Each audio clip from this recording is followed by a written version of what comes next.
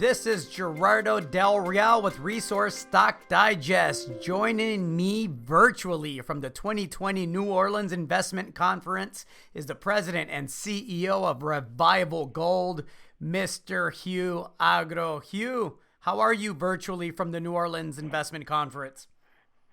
What a world we live in. Thank you for having me, Gerardo. I feel like a Pokemon. On the sidelines of the conference here. Exactly. Well, listen, you had some news this morning. I want to get right into it. There were 7 holes that were announced from Revival's 2020 drilling program, but I thought that as important as the assays were, the most important part in the release was a hole that hasn't been received from the labs yet. The assays haven't been received, and we'll talk about that in a minute. I'd love for you to provide a brief overview of the news today, and then we can talk grades and oxidized and the difference and why that's important, right? You bet. So 7 holes released, as you point out, all with leachable material close to surface, in the Haiti target area, which is, of course, a satellite deposit to what we have at Bear Track. And this is exciting for us because it extends the mineralized envelope from beyond what we have in resource there, which is a modest 200,000 ounces. But we're really pleased with the way that those first 7 holes have come out.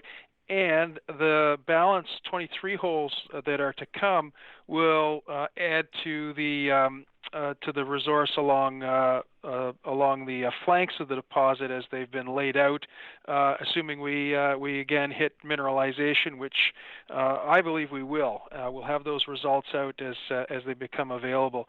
In total, 30 holes in the Haiti area. The 2 rigs we've got have now moved on to Bear Track, and yes, would love to speak to you about some of that drilling as well. Before we get into hole 226D, which I think is going to be critically important moving forward, let's talk about why. Let me play devil's advocate. Let me say that, you know, as I've read a bit today, 22.9 meters, 0.63 grams per ton gold.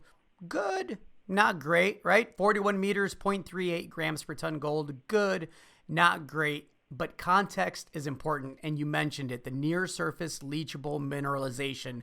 This is important because you're in the midst of completing, by year-end, hopefully, a PEA that could lead to a near-term production decision. So I know the team at Revival has a focus on high-quality, high-value ounces. And so while some may look at the grade and say, yeah, good but not great, it's extremely important, I think, for people to understand that the near-surface leachable nature of the mineralization can contribute almost immediately to a potential production decision. Would that be accurate, Hugh?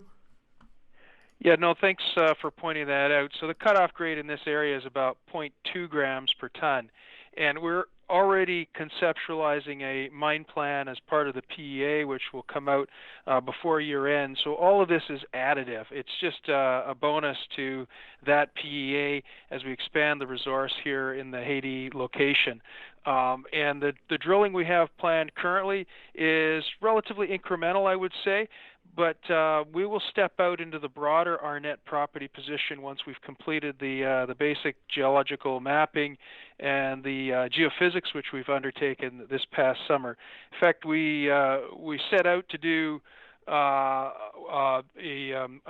set of geophysics on the Arnett project, and we've pretty much tripled that through the program this year, and that's something else that came out in this release, maybe in the subtext, but that's a big part of our program as we look to continue the drilling at Arnett.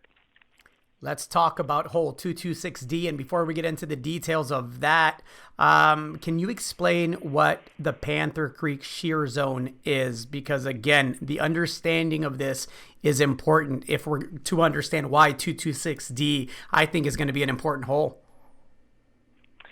Yeah, the main conduit for mineralizing fluids at Bear Track is the Panther Creek shear zone. Currently, we know it to be about 5.6 kilometers, or just over 3 miles long, and mineralized across that distance. And it's important because where we intersect the Panther Creek Shear Zone, we tend to find mineralization. We tend to find a lot of it, and so that's the importance of that geological feature.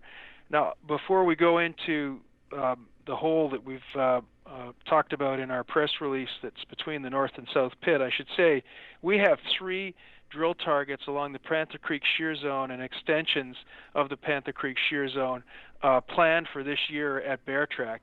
We've got the drilling at the very south end of the property position at Rabbit, which is over a mile and a half from the footprint of the resource at Bear Track. We've got drilling at Joss, which is currently underway at the end of the footprint of the resource, and we've got this spot between the north and south pits, which is a obvious bullseye, and one we probably should have got to earlier given what we've encountered here in the hole to date.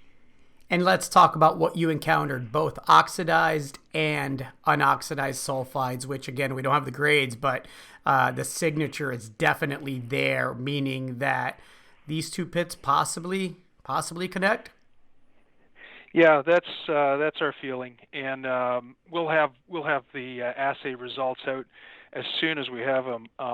But what's interesting about this, of course, it's a legacy mine site. We've got all of the infrastructure, we've got all the history from the project, and what's interesting is that in the 90s, this mineralization was missed, and it was missed because the 3 or 4 drill holes that were drilled close to surface were on the east side of the structure, the mineralizing structure, and they were drilled at such an angle that they clipped the top of it. And so what we did was we came in underneath, we've picked it up, we've got another 4 holes planned to develop sections in this area, and to start with building resource if we get the grade. So let's see how we go here with the grade. I recall when you added the 3rd rig, Mr. Nick Hodge said they didn't add another rig to not find more gold. And so I suspect that you didn't drill 4 follow-up holes to not find more gold. Hugh, anything else that you'd like to add to that? Well, yeah, I mean, we've got a big program this year. We're stepping out in a big way on the system. You know that our track record to date, this is our 4th drill season, okay? And our track record to date is that we've hit in every hole we've drilled but 1.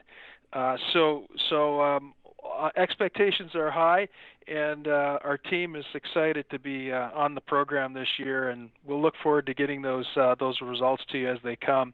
Meanwhile, we're ticking away on that PEA, and we'll have that out here, I would say, well ahead of our target, and we'll continue our record of under promising and over delivering.